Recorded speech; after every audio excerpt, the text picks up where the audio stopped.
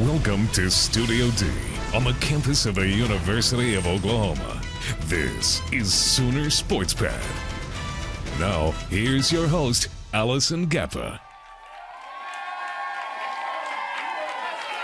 Welcome to Sooner Sports Pad. I'm Allison Gappa alongside Matt McCulloch, Taylor Newcomb, and our very energetic live studio audience who's in there. We've got members of the Edward R. Murrow's Fellowship Program and members of OU Palm Squad. Awesome. But Matt, I also heard we have some other athletes out there. We do. We got some wrestlers. I'm not talking WWE. OU Wrestling is in the house tonight. We've also got men's basketball player Buddy Hield in studio. We'll talk with him later on. Also, you see them at every sporting event pumping up the crowd. But do you know who's the person responsible for all the pep? Find out later on. And later on in Face Off, Matt and I will debate about whether or not Bob Stoops would have sent Alex Gordon home. But first up, OU bounced back with a 59-14 blowout win over Iowa State. OU had 751 total yards on offense, 518 on the ground, the most since 1989. Taylor, what were you most impressed with? Well, this guy is known by many as Sooner Dave, and this past Saturday, he finally got his moment to shine. Awesome. David Smith signed with OU in 2012 and quickly became a favorite among fans and teammates. He's known as the guy who always has a really big smile, but Saturday, he finally made it out onto the field. Smith recorded his first ever carry in the fourth quarter for a 17-yard gain, and just a few plays later, he ran right into the end zone. The sidelines went absolutely crazy. You just can't hear about this guy's story and not smile. He did finish the game with 10 carries and 76 yards, so that's not too bad for one quarter of play. Not bad. Career day for quarterback Trevor Knight, 146 yards on the ground, 230 in the air.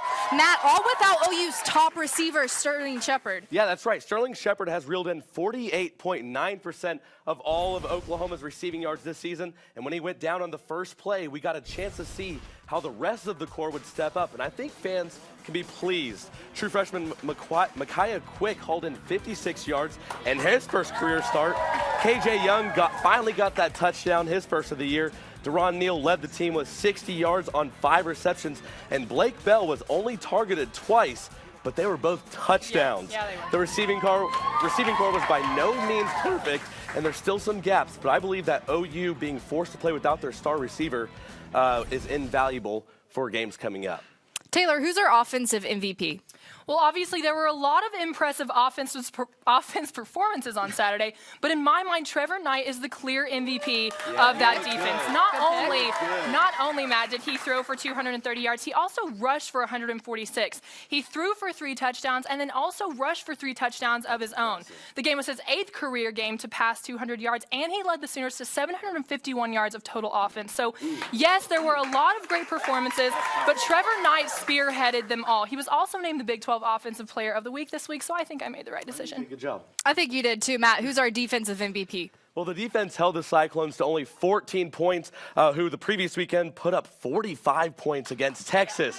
26 Sooners recorded a tackle, but the MVP goes to Dominique Alexander, who led the team with 7 tackles. 4 of them were solo and 3 of them were assisted. He just continues to be a leader on the defensive side of the ball. Yep. Well, Taylor caught up with Samaje Perine on what clicked for the offense against Iowa State in this week's Spotlight. You know, we had a great week of preparation, and I feel like that extra preparation that we took into this game, you know, it helped us a lot. And you know, on film they looked like a great defense, but we hit them where they weren't at their strongest point. And you know, I feel like they really couldn't stop us, you know. And you know, once they did try to contain the run, then we hit them outside on the perimeter with our receivers. When you and Alex Ross combined for 254 yards, is there a friendly rivalry there? Does the guy the guy that gets more yards have bragging rights for the week, or what's the deal there? No, not at all. You know, we're a big family, and you know, on the whole team, but especially the running backs. You know, we love each other. We have fun in our meetings, and you know, Coach Gundy's the start of all of that. You know, he's a great coach. You know, he just knows how to have fun with it, but get his point across at the same time. And you know, that meeting room is like nothing I've ever been in. Okay, and you've got Baylor coming up, and that's obviously a big one. After the win against Iowa State, what is the team's attitude going into the game this weekend? It's very high. You know, it shows that, you know, we haven't reached our limits yet, and we're still working to get there. But you know, that win for us it's a big one, and we're going to carry it over to this week. And do you guys still talk about what it would take to win the Big 12 and even what it would take to clinch a spot in the top 4 for the playoffs this season? No, we just take it one game at a time. That's all you can do in this conference. Every team is able to beat the next team. So, we just take it one game at a time and win that game and keep going. Okay, thanks, Samaje. Thank you. Thanks, Taylor. Another team with success this weekend, number 25 OU Volleyball. That's right. The now number 25 ranked volleyball team notched yet another great win this weekend. They swept conference opponent West Virginia on Saturday 3-0. That's their 8th sweep of this season and their 2nd sweep in a row. And I really just mentioned that second one because they did sweep Texas last week, and I like to talk about it. Madison Ward was named the Big 12 Offensive Player of the Week this week. She had a career-high 21 kills, so she was just dominant as usual. Sooners are now 7-2 in the Big 12, and they're also 9-0 at home this season, so pretty impressive. But Matt, I heard you have quite a bit to tell us about, so I sure do. Well, on senior night, the dwindling soccer team knocked off number 14 Kansas 1-0 on Friday night. The Sooners struggled in the first 20 minutes, but bounced back to outshoot KU 6-1 in the final 20 minutes of the first half. Freshman Rasha Roberts broke the scoreless tie, sending one to the back of the net on a penalty kick in the 40th minute. The victory snapped the Sooners' 4-game losing streak and marked the 4th win over a top 25 team this season. Oklahoma will face Kansas again on Wednesday night at the Big 12 Championships. And the men's cross-country team took 2nd place over the weekend in their Big 12 championship.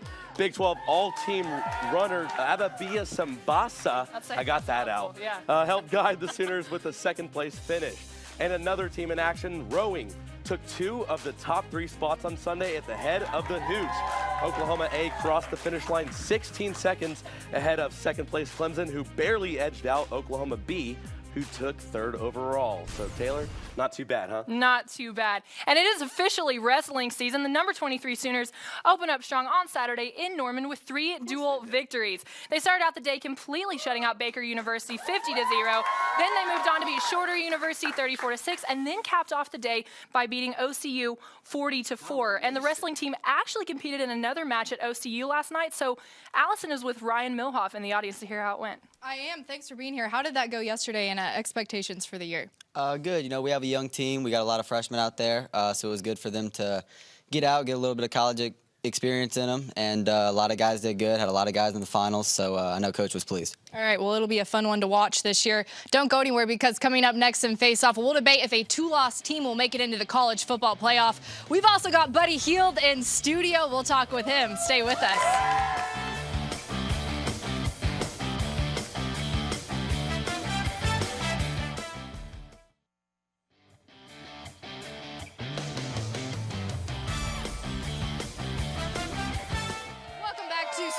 It's now time for Face Off, where we debate hot topics. I'm joined by men's basketball star Buddy Hield. Thanks for being here. You're welcome. You want to help out with Face Off later on? Yes, why not? Okay, why not? Sounds good. Here we go. First question, will a 2-loss team make it to the college football playoff? Taylor, you're up first. All right, well, obviously the stars would have to align just right. There would have to be probably quite a few losses for this to happen for OU, but I definitely don't think it's out of the realm of possibility.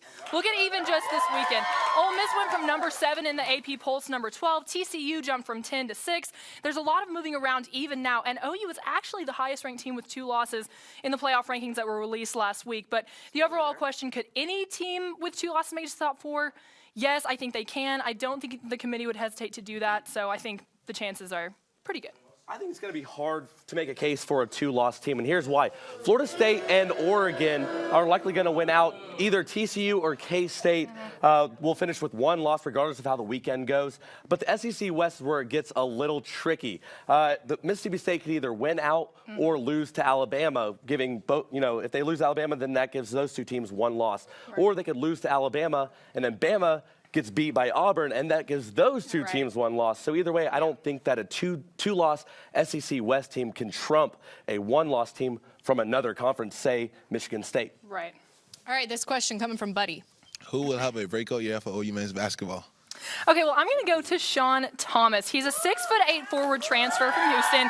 He played there 3 years, started 96 games. Out of those 96 games, he was averaging 14 points a game, 9 rebounds a game. The only catch is that he hasn't actually been cleared by the NCAA to play this season. All the paperwork, it's a little bit of a problem, just a minor technicality, but Coach Kruger's just waiting to hear back about the paperwork, and OU really wants to get him on the floor, so that's who I'm going to go with. Well, watch out, Oklahoma fans. Jamuni McNeese could be this year's Joel Embiid. He hails from the great state of Texas, Allen High School to be exact. He stands at 6'10" with a 7'4" wingspan, good enough to go and get those blocks. But you know, he averaged nearly a double-double in his senior year in high school last year for Allen High School. You know, and I don't know if you follow OU basketball on Instagram, but last week they posted a video of Jamuni throwing down this monster alley-oop slam. So he's going to steal the show next year. I really feel it. I really feel it. Okay, would Coach Stoops have sent Alex Gordon home in the World Series? Ariel, I'm going to say yes. We'll never really know, but I would like to think that Bob Stoops would be willing to take that risk, because I guarantee you the Royals third base coach is going to be thinking about that one probably forever. Bob is one of the best coaches, definitely in the Big 12, possibly in the nation, and he didn't get there by totally playing it safe. I think he would have sent Gordon home, and who knows, the Royals might have gone home with a World Series. Yeah, they might have, but Coach Stoops is a man of patience, which is why I don't think that he would have done it. He believes in his players top to bottom on the roster. You know, rather than sending Gordon home for the game-tying close play at the plate, he believed in, you know, the next batter up. Didn't really end like, you know, they wanted it to, but I just feel that Bob Stoops is not a win-at-all-cost kind of coach, so I think he would have held him there. All right, time to pick our winner, buddy. Turning to you first. Do you think it's Matt or Taylor? Taylor. Taylor, okay. Let's see if our audience agrees. Cheer your loudest for whoever you think won. Is it Taylor? Oh, that's pretty good. Or is it Matt? That was pretty close, but I'm going to give that one to Taylor. Good job. Buddy, he picked Taylor. It's a little bit over. Maybe next time, Matt. It's now time for our tweet of the week. This one coming from Baker Mayfield. He says, "That's my roommate, Sooner Day," with a retweet from OU football. Don't go anywhere, because coming up next, we'll talk more with Buddy Hield. Still to come, we're playing Trash Can Toss. Stay with us.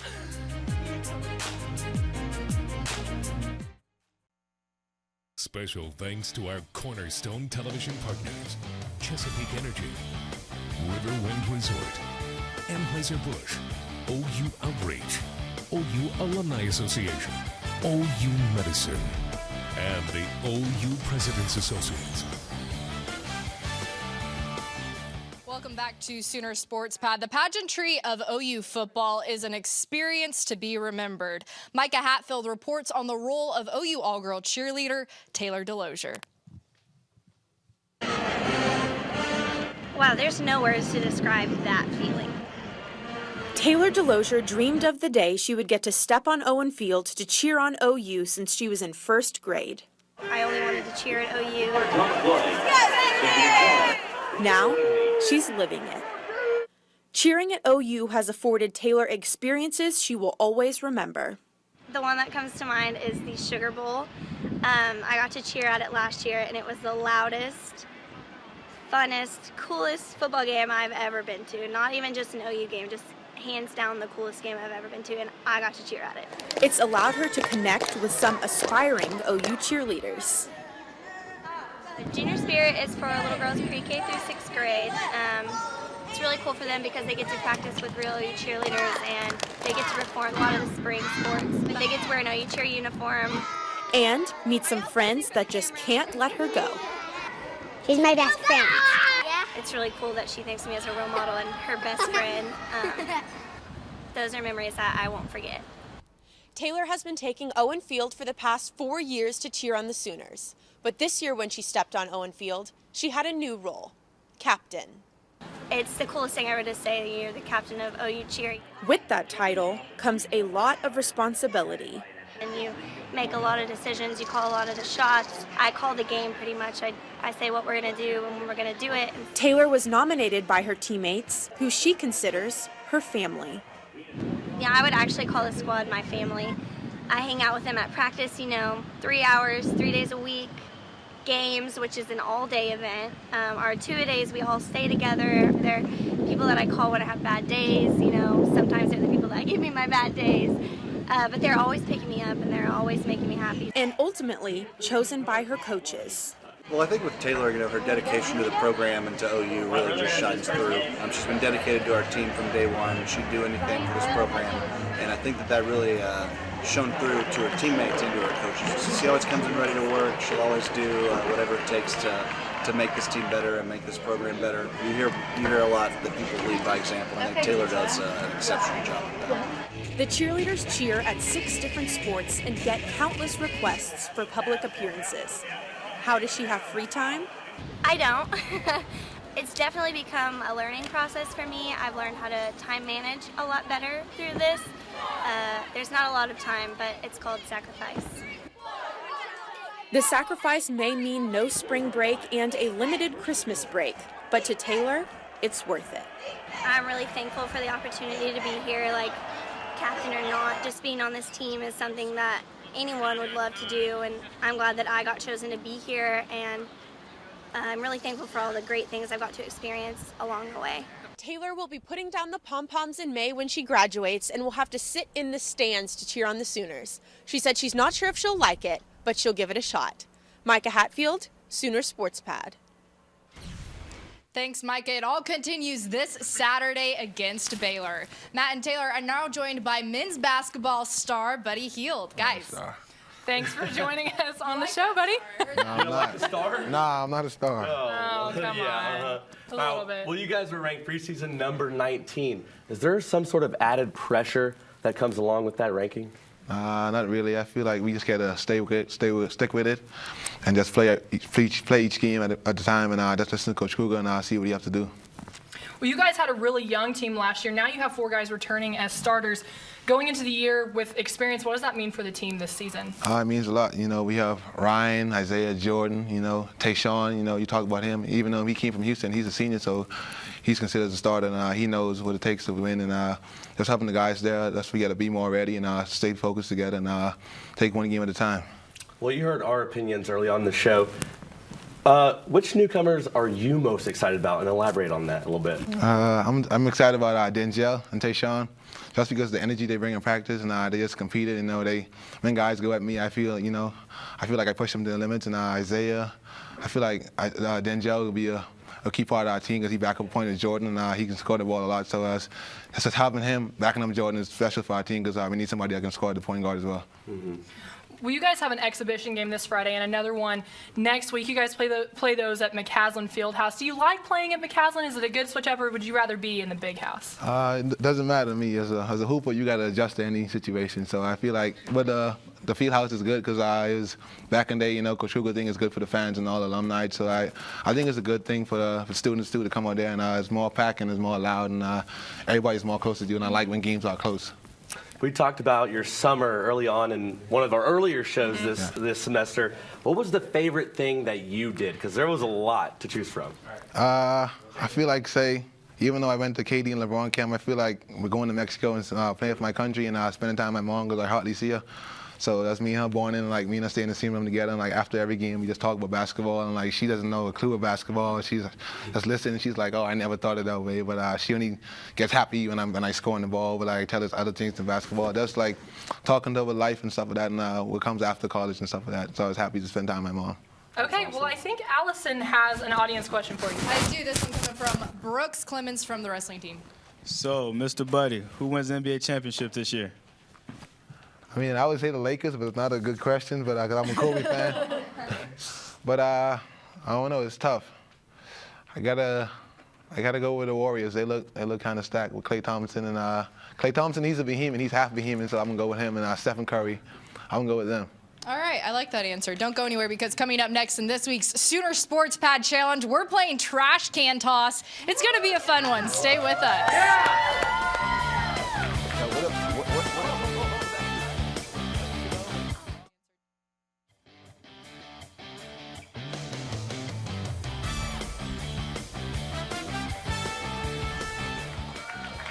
To Sooner Sports Pad. It's now time for this week's Sooner Sports Pad Challenge. We're playing trash can toss. And with us, we've got Tyler Spearman from the Palm Squad. She's going to team up with Buddy Hield from the basketball team, and they are going to go against our hosts, Matt and Taylor. Guys, how does it work? So basically, you're trying to get these super fancy Sooner Sports Pad footballs into Super the fancy. trash cans. Super. Yes, and if you make it, then you take that one out of the way, and then it's the first person to, or first team rather, to clear all three, and then we'll re-rack. All right, let's get started.